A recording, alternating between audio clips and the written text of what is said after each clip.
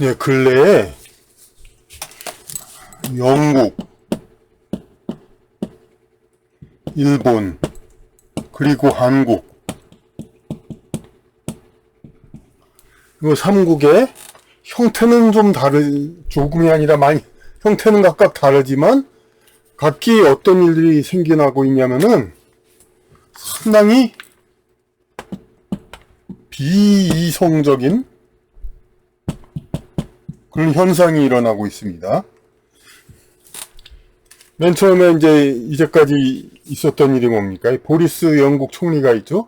근데 이 사람, 사생활도 그렇고, 총리직이나 된 사람이 좀 모범적이지 못하죠. 그것은 인터넷 기사들 여러분 찾아보시면 다 알 수 있죠. 그런데 이 사람이 특히 또, 근래에는 어떻게 했냐면은, 우크라이나 전쟁에서, 아주 그냥 선도적인 역할을 했죠. 미국, 오히려 그 이상 가게 그냥 지금도 영국에서는 우크라이나 군사 훈련을 시키고 있답니다. 아주 적극적으로 나서고 있죠. 미국 측 진영에서.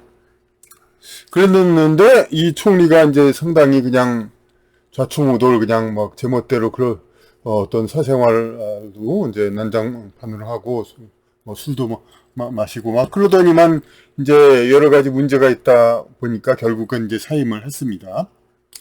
그리고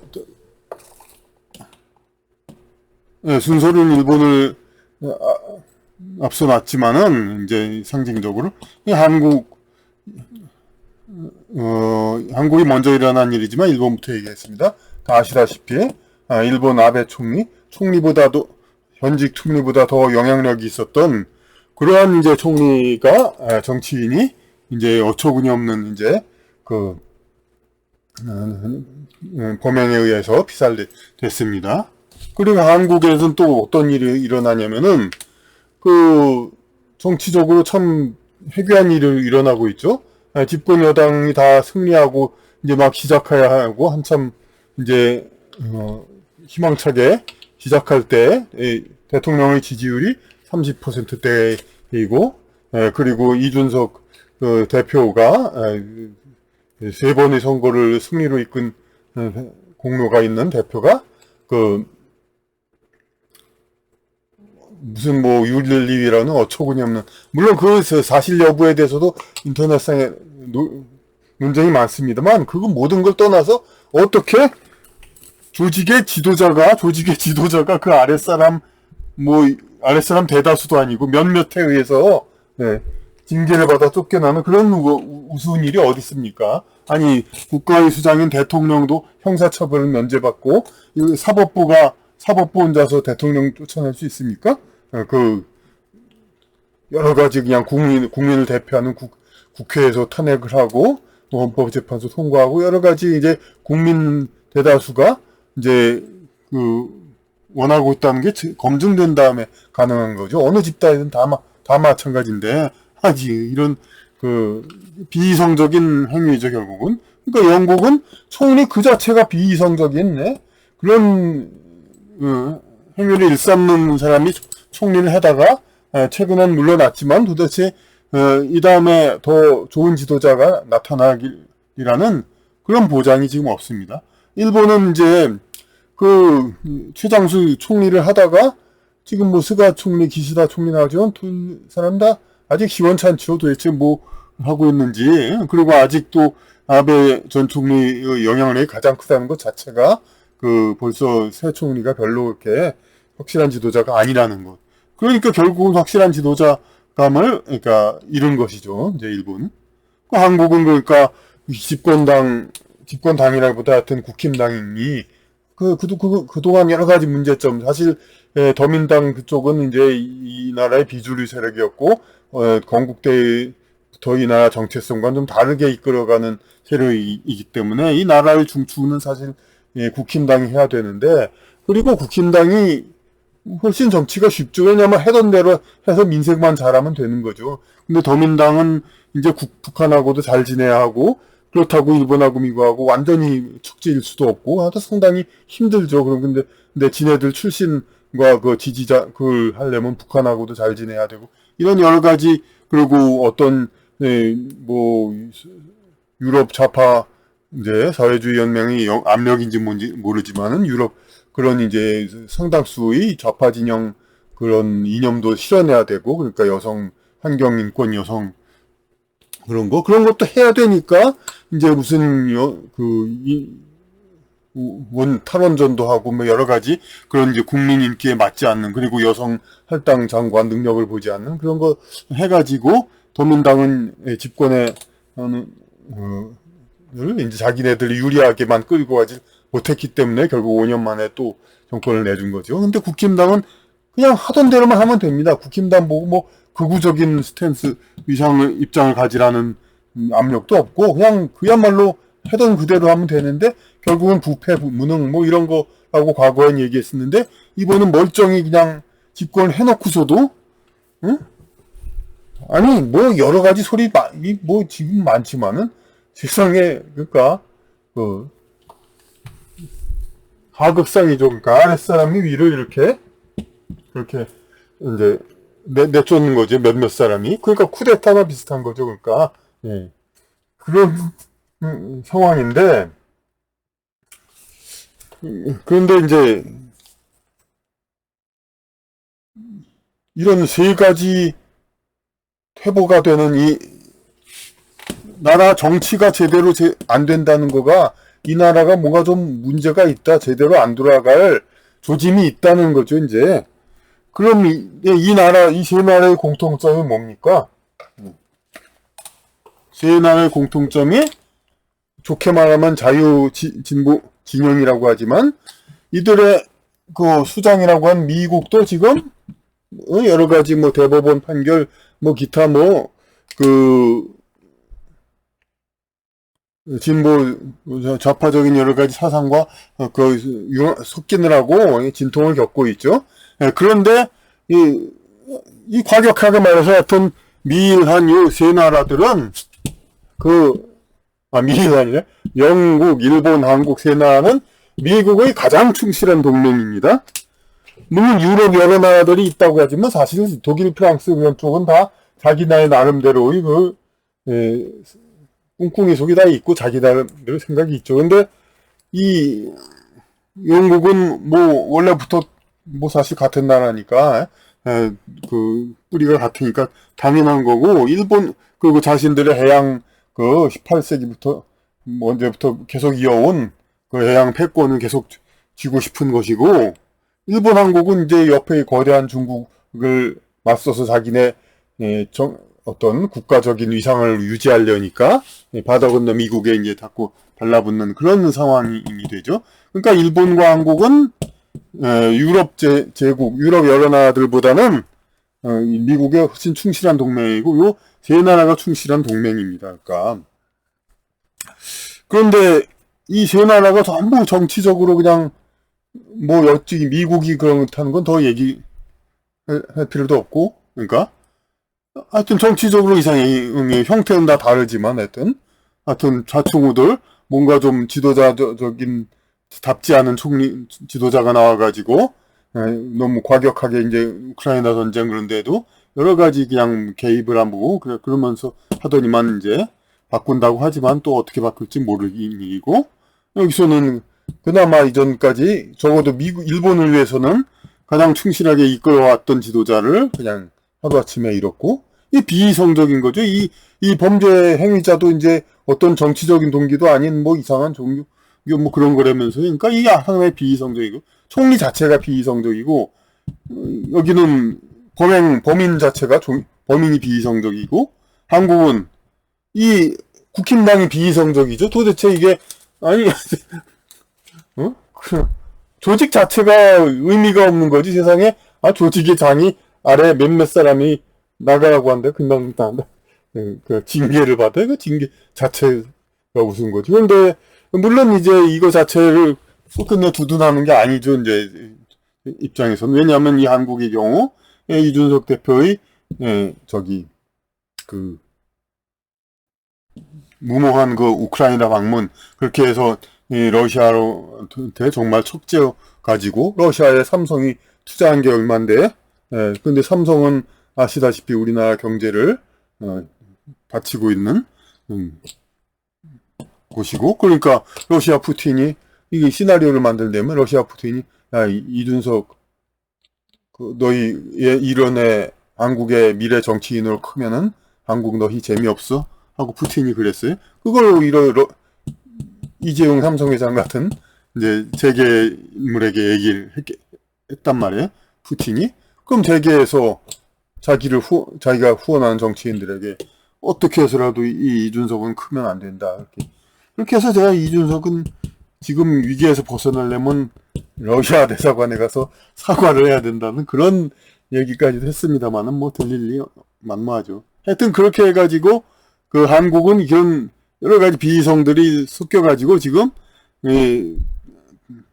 당대표가 물론 지금 우크라이나를 방문하고 그런 이제 성급히 미국 진영에 이렇게 완전히 줄 서는 이런 이제 중국과 소련을 이제 가볍게 보고 이제 어떤 이제 보수 뭐 이념도 아니고 진영 논리에서 그렇게 한 거 이것이 뭐 철들면 좀 바뀌어질 수도 있죠. 근데 지금 와서 그렇다고는 아닌데 어쨌든 간에 이쪽 이제 정치적인 복잡한 정치를 따지는 그리고 특히 국외 세력 러시아라든지 그쪽에서 이제 일단 데스노트 윗보이면은 힘들 수가 있죠. 그래서 국내에서는 이 사람들도 불합리하고 비이성적인 걸 알면서도 외국의 압력이니까 쫓아낼 수밖에 없고, 그리고 사실 쫓아내는 게 자기네 정치적 그 위해서도 훨씬 유리하니까 가능만 하다면 하고 싶은 거죠. 그래서 비이성적인 이제 정치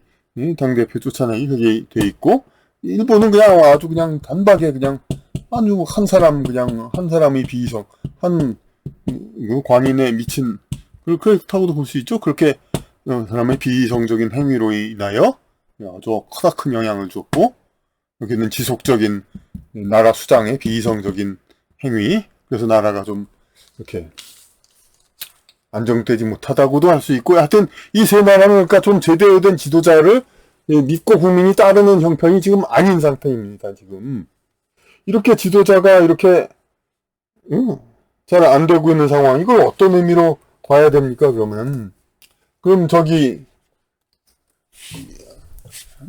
미국은 뭐 얘기도 생략하기로 하고, 이렇게 미국의 진영에 있는 이 일한중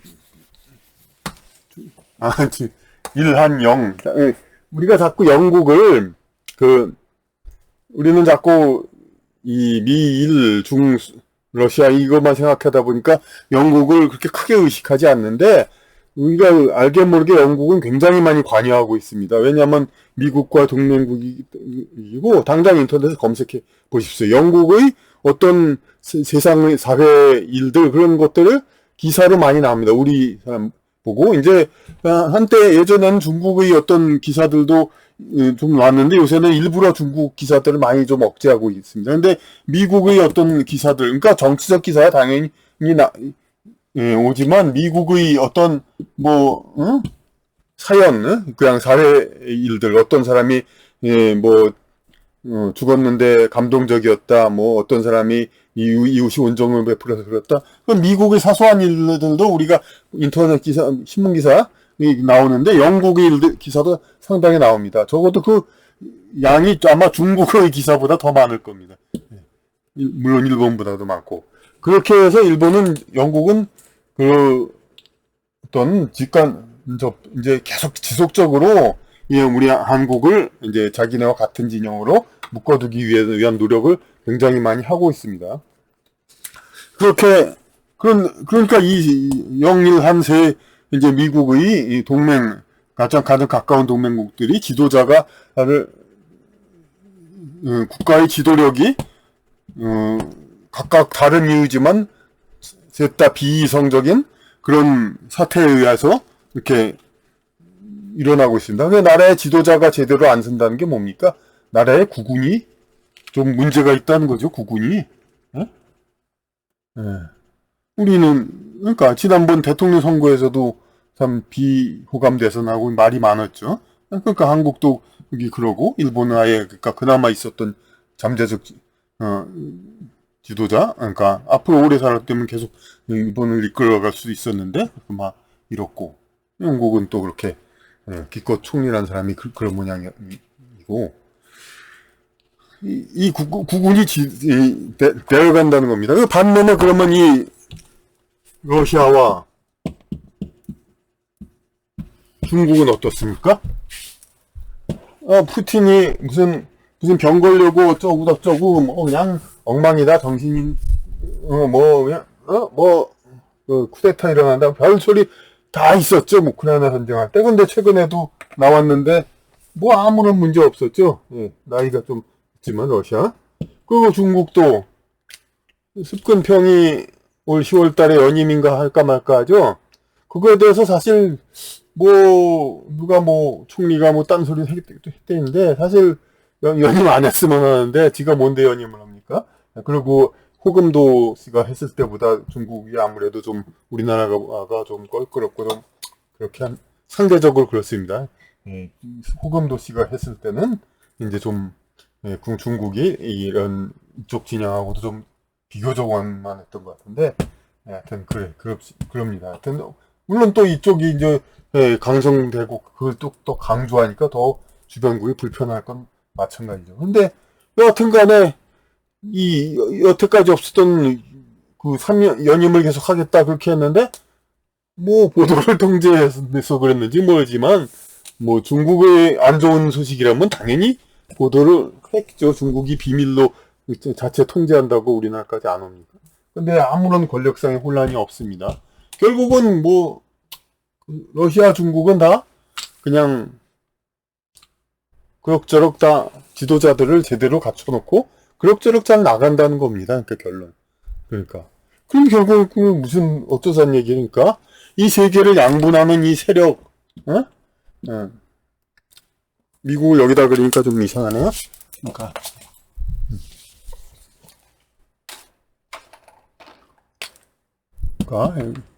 미국, 미영, 일한, 그리고 뭐 유럽의 뭐 각가지 나라들 그런 게 있죠.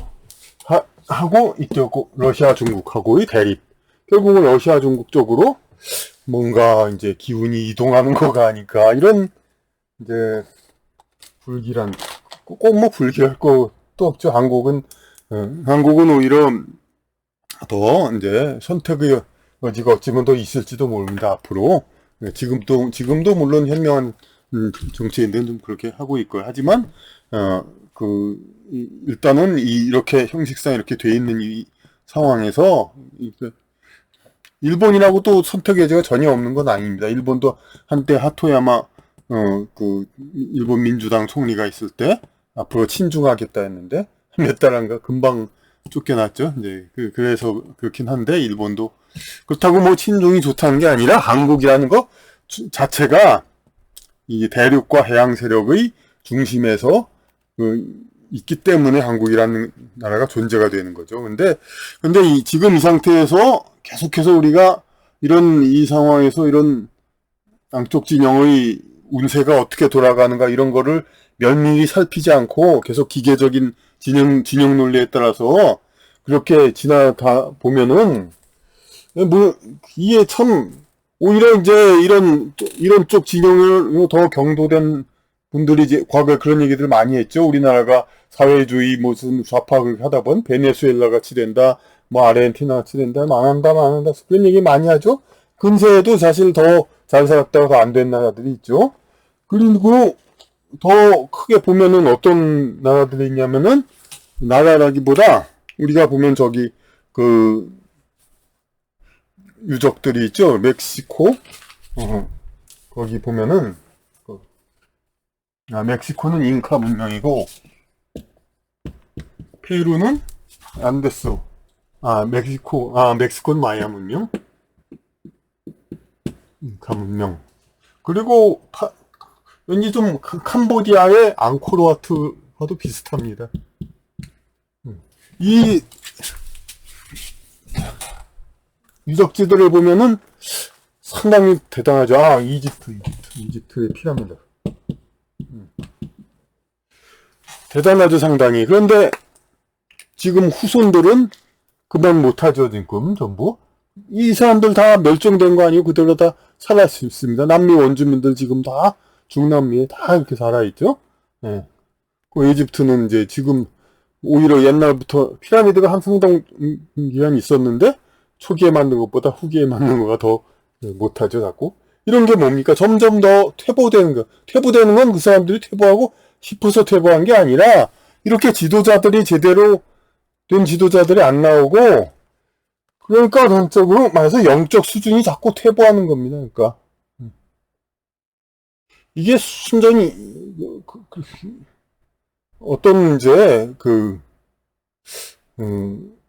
뭔가 좀 어떤 현상을 봐야 되나 이런 게 이 퇴보가 말로는 저 진보주의 집어넣어서 좀 영적 성으로 더 높은 사람들의 성향에 알맞은 세상을 만들자 이렇게 자유보다도 이제 평등 그리고 서로 간의 배려 이렇게 받는 진보적인 사회를 만들자는 거가 있었는데 근데 그런 상황에서 오히려 그러니까 그 영적으로 낮은 어떤 부류들이 더 살기 좋은 그런 상황이 자꾸 바뀌어지죠. 모순이 생겨가지고 그 제도상의 모순이라든지 그런 거 마치 이제 사람을 기를 때도 그 사람에 맞는 교육을 해야지 중학생한테 대학생 교육을 하면 중학생이 공부 잘하고 자라나지 않죠. 마찬가지로 수준이 안 되는 사람들을 이제 뭐 진보적인 이쪽의 이념들이 이제 뭐로 이제 키운다거나 이럴 때 문제가 생기고 그런데 그런 거에 효과적으로 대처하지 못하는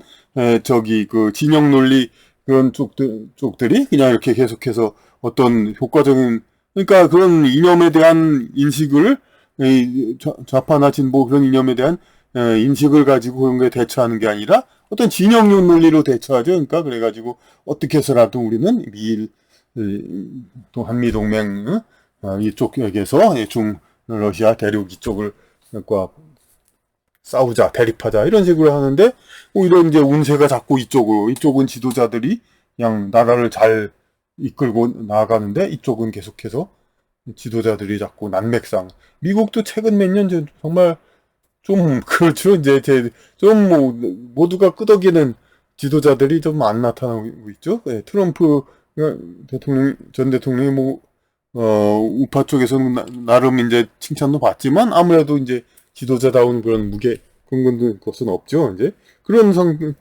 식으로 좀 계속 문제성 있는 지도자가 그 많은 사람 중에서도 그런 사람이 계속 없어서 그러고 이제 결국은 이렇게 이 지도자라는 게 4, 5년마다 펑펑 나오는 게 아니고 이런 러시아 중국처럼 1, 20년 계속 하는 거. 중국도 이때까지 그렇지 않았지만은 이제 결국은 그런 것이 논리가 더 맞지 않느냐는 그런 얘기도 맞을 수가 있고 결국 세계는 권위주의 체제로 돌아가지 않느냐 이런 거. 우리가 아무리 이제 자유민주 체제가 좋고 이렇게 얘기해도 운세가 자꾸 이렇게 넘어가면 이건 어쩔 수가 없죠. 운세가 자꾸 이렇게 넘어가서 이렇게 명일한의 이제 비이성 예? 이것이 계속되는 한 결국 운세는 이쪽으로 넘어가고 세계의 판도는 바뀌고 이 일본 한국의 이런 지금도 건물 멋있게 많이들 짓고 있고 인구는 늘지 않는데 참 건물을 많이 짓습니다. 그러면 우리 후손 3, 40년, 50년 후에는 잘된 인프라 속에서 아주 그냥 건설도 할 필요 없이 아주 편안히 잘 살 있을 수가 있죠. 요새 같으면은 이제 원룸에서 그냥 라면 끓이고 그냥 그렇게 궁색하게 살던 사람도 50년 후에는 집들이 남아도니까 그냥 혼자 싱글 청년도 50평 아파트에서 그냥 나름대로 즐기고 살 수 있을 거다. 그렇게 생각할 수가 있습니다. 하지만 그걸 유지하는 어떤 기본 역량이 아마도 이제 더 이상 안 되게 되겠죠. 그래가지고 마치 지금의 이런 세워놓은 그 건물들과 화려한 번영적인 인프라 이런 것들은 마치 50년, 60년 지나면은 뭐 베네수엘라처럼 쇠퇴한 데가 아니라 마치 이제 마추픽추나 앙코르와트 피라미드를 보듯이 그런 이제 상당수 지역은 폐허가 되고 그런 이제 퇴보되는 미래가 되지 않을까. 이대로 나아간다면 정말 획기적인 영적인 어떤 흐름과 자체를 어떻게 제대로 바꾸는 그런 뭔가 조치가 있어야 됩니다. 이제 이대로 가면은 영적인 흐름이 계속 이쪽을 지나갑니다. 이게 우리는 자꾸 이제 국가 그 자체가 이제 계속 이어진 걸 생각하지만은 이제 그 옛날 이집트를 이끌었던 그 영혼들이 계속 태어난 곳은 지금은 이집트로 안 태어나죠. 지금 최근에 선진국들의 이제 지도자로 많이 전생 수정을 하면 이렇게 나옵니다. 그러니까 그 그리스, 로마, 그리스 사람 지금 그리스 사람 수준 별로 안 높죠. 그 사람들은 지금은 어디 딴 선진국이에요. 그러니까 지역을 바꿉니다. 그러니까 세계를 봐도 영적인 그 지도자 영의 흐름은 이렇게 딴 데로 돌아갑니다. 근데 미일한 이쪽에 미영일한 이쪽에 계속해서 이제 제대로 된 지도자들이 이제 잘하지 못한 환경이 된다는 거. 이것은 상당히 이쪽 지역의 앞으로 미래에 대해서 우리가 생각해 보게 되게 하는 것입니다.